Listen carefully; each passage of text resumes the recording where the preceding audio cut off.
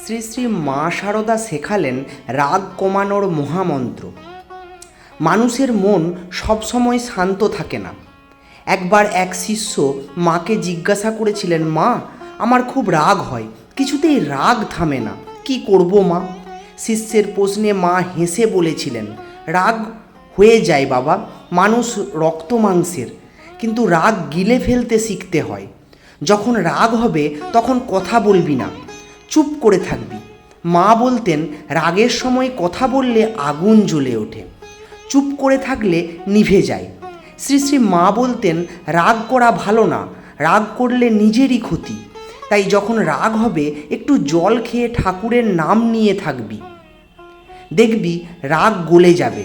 শ্রী শ্রী মা বলতেন, রাগ কমাতে হবে, তাতে অহংকার কমে, মন নরম হয়। রাগ কমালে মনে ঠাকুর থাকে। মা আরও বলতেন, সবার সঙ্গে ভালোভাবে কথা বলবি, রাগের সময় দূরে থাকবি, ঠাকুরের নাম করবি, তাতে মন ঠান্ডা হবে।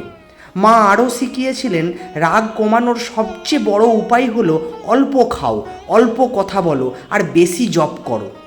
মা বলতেন, রাগ মানে অশান্তি, আর মনে এই অশান্তি থাকলে ঠাকুরের কথা মনে থাকবে না। তাই নিজের রাগ নিজেকেই গিলে ফেলতে শিখতে হয়। ধন্যবাদ। এরকম আরও ভিডিও পেতে চ্যানেলটি সাবস্ক্রাইব করে আমাদের পাশে থাকুন। জয় ঠাকুর, জয় মা, জয় স্বামীজি।